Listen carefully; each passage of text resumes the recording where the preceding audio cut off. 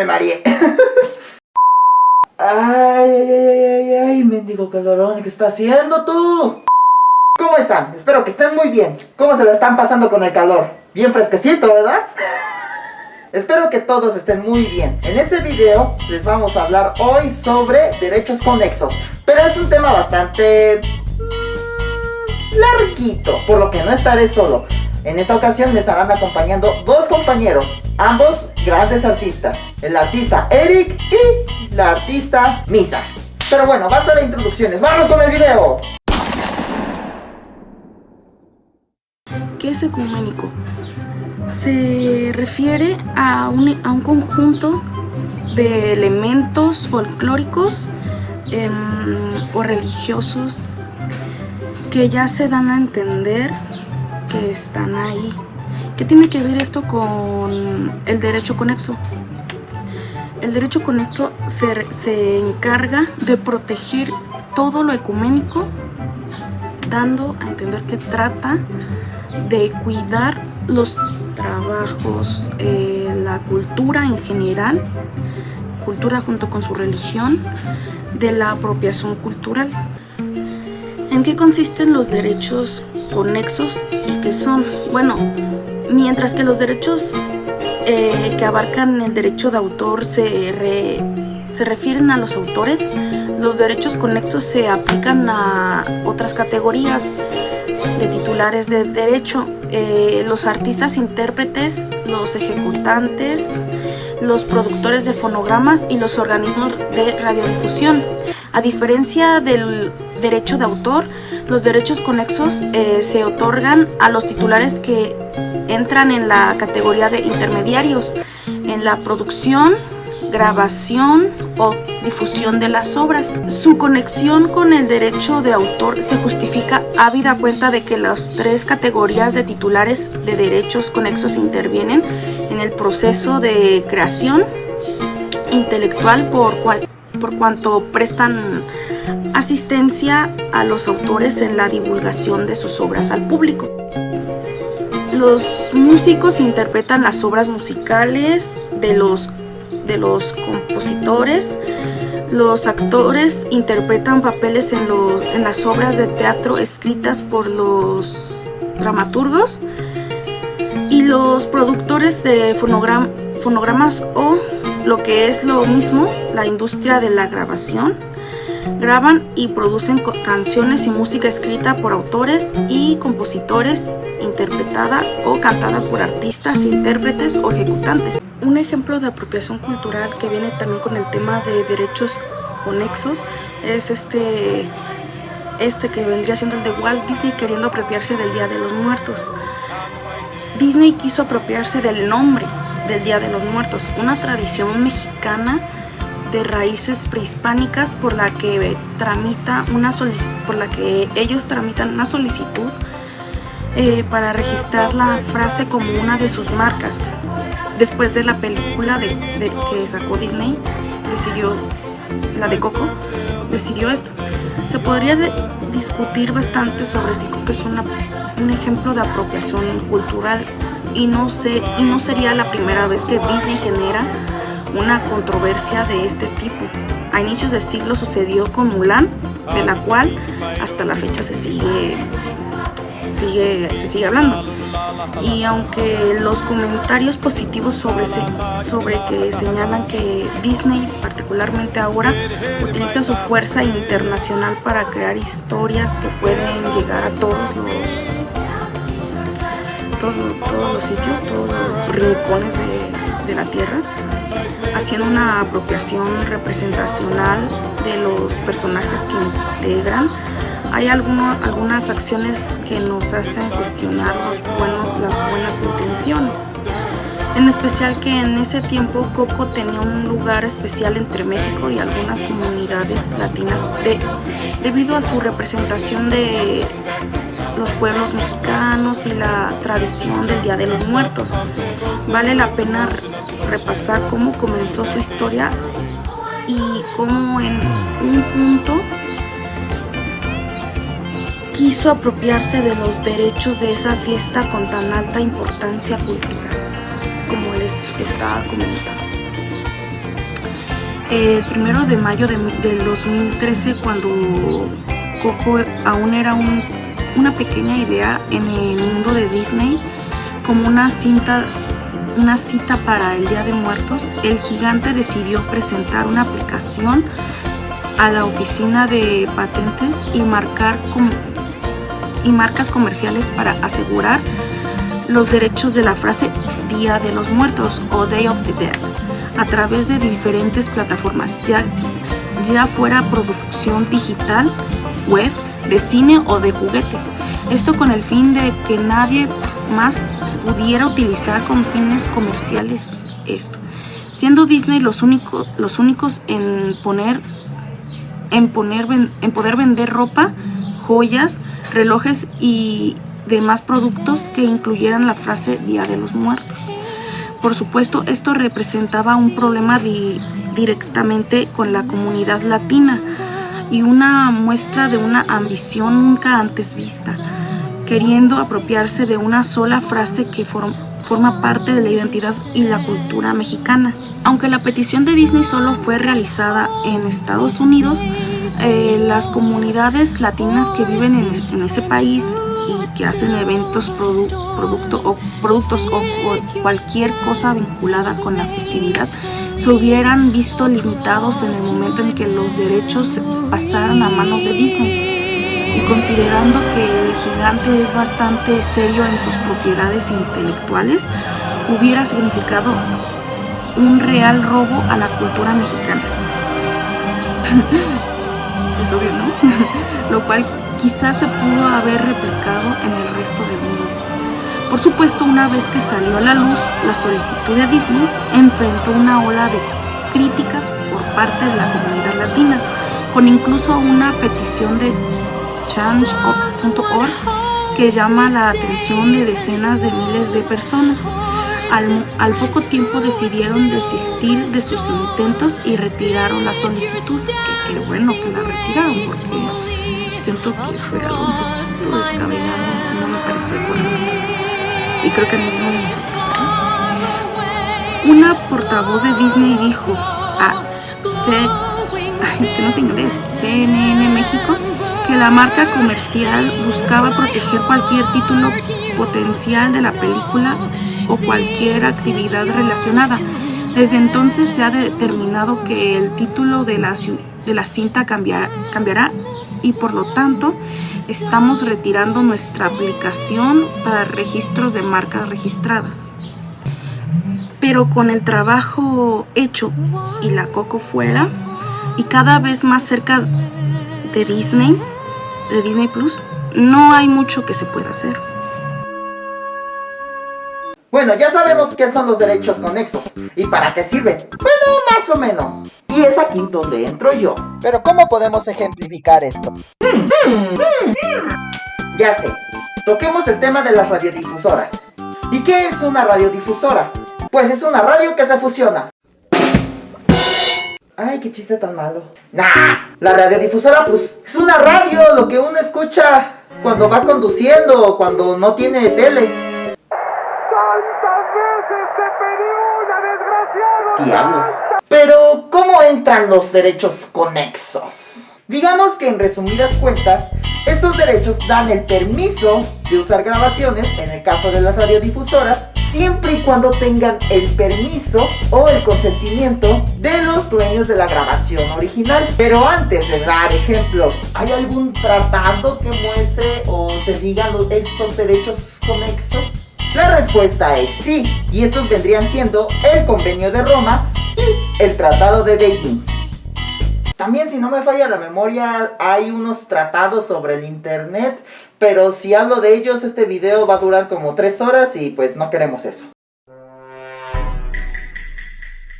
El Convenio de Roma viene desde 1961 y es por el que prácticamente todo el mundo se regía, aunque a día de hoy tengo entendido que ya está obsoleto. Pero hay 3 puntos los cuales quisiera destacar. Punto número 1, el de la radiodifusión, aunque de ese ya hablamos, así que pues... Punto número 2, artistas interpretantes y ejecutantes. Imaginen que hago un cover de Luis Miguel. Y me rompan mil pedazos.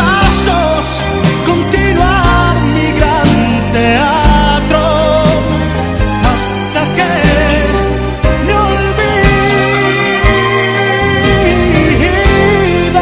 Imaginemos que canto bien y ese cover es un éxito y que una radiodifusora quiere distribuir ese cover de Luis Miguel. Ellos tienen el derecho de transmitirlo, a menos que, claro, yo se los niegue. Pero eso sí, no pueden lucrar con mi imagen, y mucho menos pueden lucrar con la imagen de Luis Miguel, ya que de hacer eso, pues...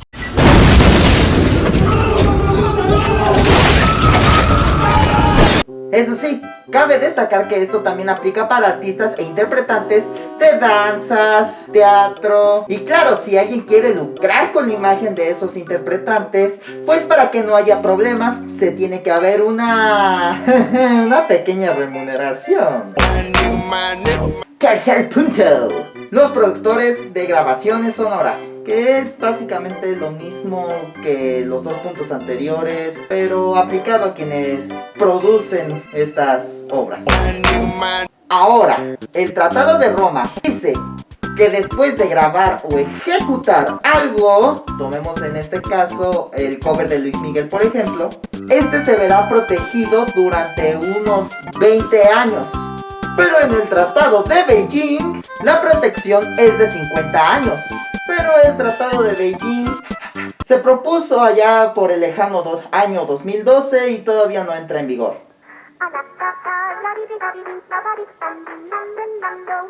¿Aló? ¿Cómo que ya entró en vigor? ¿Cuándo? ¿En 2020? ¿Y qué p***as hago ahora? Ya grabé el pinche video, me lleva la pues como escucharon, el Tratado de Beijing ya entró en vigor. Así que si ustedes quieren hacer un cover de Luis Miguel, este será protegido por unos 50 años. Otras cosas que podemos destacar sobre el Tratado de Beijing es que ahora destaca su extensión hacia lo digital. Aunque eso puede tener ciertos problemas con el fair use y otros artistas que quieran reinterpretar una obra o algo por el estilo. Ups. Y por último están los beneficios para los países en desarrollo. No solo son los beneficios de una protección de los derechos culturales nacionales, sino que dentro del marco que es de la estructura mercantil internacional, los derechos conexos y los derechos de autor sirven también como un motor de mercantilización, como al mismo tiempo de que pueden estos proteger lo que es básicamente las expresiones culturales de un país, como las expresiones folclóricas o aquellos tipos de expresiones las cuales no tienen un tipo de autor en definitiva, por así decirlo, o el cual es un tipo de expresión cultural el cual ha sido pasada de generación a generación y que ha sido asimilada por la propia cultura a un punto de dispersión colectiva.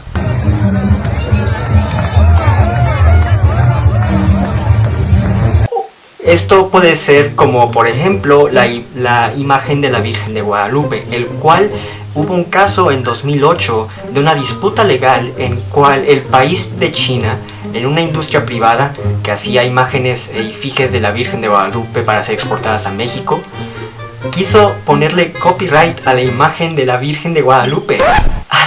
La Virgen de Guadalupe. Esto obviamente procedió a una controversia a escala internacional que provocó muchas decisiones y muchos estudios sociológicos en torno a lo que es justamente la disputa de este tipo de imágenes, de las cuales no tienen un tipo de autoría o un tipo de creación, por así decirlo, rígida o formal como nosotros tenemos esta concepción contemporánea, sino que son más bien estas expresiones de las cuales no tienen un autor o no tienen un tipo de fundamento autorial como lo conocemos en el occidente. La culpa es de los chinos. ¿Y por qué? ¡Por chino! Lo que viene todo esto es sobre la importancia de los derechos de autor y de los derechos conexos para la prevención de lo que es muy comúnmente llamado como la apropiación cultural. Pasando a otro tema de la apropiación cultural, pasamos al tema de la vestimenta, al tema de las grandes empresas de moda. Y esto tiene que ver con México, porque México va en contra de las grandes marcas de moda por no utilizar con permiso de México los patrones y otros elementos textiles indígenas mexicanos en sus colecciones. No es la primera vez que las marcas de moda internacionales explotan la cultura indígena para su propio beneficio. Alejandra Frausto, secretaria de Cultura de México, ha enviado cartas a Zara pidiéndoles que aclaren en qué se basan para privatizar la propiedad colectiva de los textiles indígenas mexicanos en sus colecciones sin permiso. En las mismas cartas, Frausto pide a las marcas que indiquen cómo piensan compensar a las comunidades afectadas. El gobierno mexicano acusa a Zara, la mayor empresa de venta de ropa del mundo, de utilizar un patrón distintivo de la comunidad indígena mixteca del sureño estado de Oaxaca en uno de sus vestidos. Incorporó elementos creados por la comunidad mixe de Santa María Tlautitoltepec en un par de pantalones cortos, mientras que hizo una copia fiel de la ropa tradicional de la comunidad zapoteca para una línea de camisetas. Según Frausto, la protección de los derechos de las comunidades indígenas que históricamente han sido invisibles es un principio ético que debe abordarse a nivel local y global. Las tres cartas enviadas por el ministerio proporcionaban fotos e información que probaban el uso de los patrones mexicanos en el diseño de las colecciones de las marcas internacionales. En las cartas se pedía a las marcas que no atentaran contra la identidad y la economía de las culturas. Los diseños que las marcas presuntamente copiaron de las comunidades indígenas tienen un profundo significado y representan siglos de herencia y tradición para el pueblo mexicano. Los textiles de las comunidades indígenas desempeñan diferentes papeles y tienen funciones sociales, culturales y económicos para sus comunidades. Además, muchas de las técnicas utilizadas por los artesanos mexicanos tienen su origen en la época prehispánica. A menudo, la creación de estas piezas tradicionales tarda entre semanas y meses en realizarse. En las cartas, Frausto pide a las marcas que colaboren de forma respetuosa con las comunidades sin menoscabar la identidad y la economía de las mismas.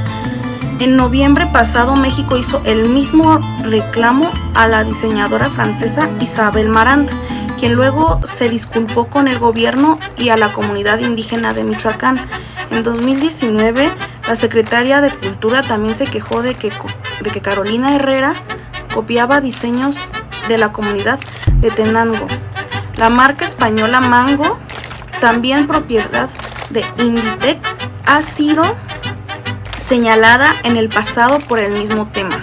La apropiación cultural es un fenómeno social contemporáneo el cual se ha dado en varias partes del mundo y que es propagado mayoritariamente por los países primermundistas sobre los países desarrollados, tal como es el caso de México, en el cual se toma de una cultura preexistente algún tipo de producto o algún tipo de materia cultural, el cual proviene de dicho país desarrollado, usualmente desarrollado, para no decir tercermundista, y esta cultura primero se exporta hacia el país en cuestión que esté apropiando y no se le dan créditos, no se le da ningún tipo de distinción o de numeración, y en cambio solo se le roba esta materia cultural para el propio beneficio lucro de quien esté ahora sí que robando esta materia cultural.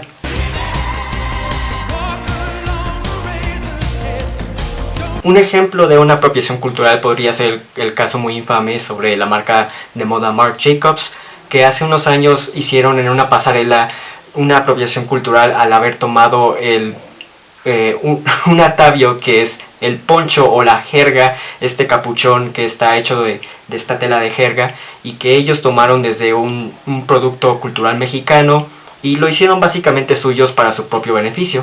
Este caso obviamente generó mucha controversia y últimamente generó también en una disputa legal que eventualmente finalizó con justamente los derechos conexos.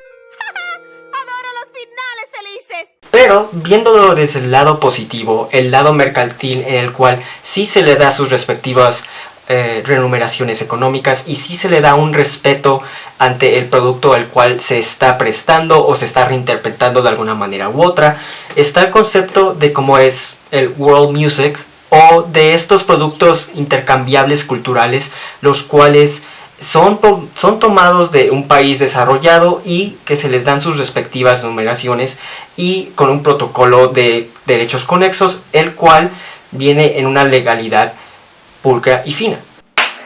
Pero bueno, eso sería todo de nuestra parte. Espero que les haya gustado mucho este video. Por favor, compártanlo. Si no están suscritos a este canal, suscríbanse. Es completamente gratis. Denle like. ¿Y qué más les puedo decir? Un agradecimiento y un abrazote a los compañeros Misa y Eric, que sin su ayuda este video no habría sido posible. Yo me despido. Hasta la próxima. ¡Chao, chao!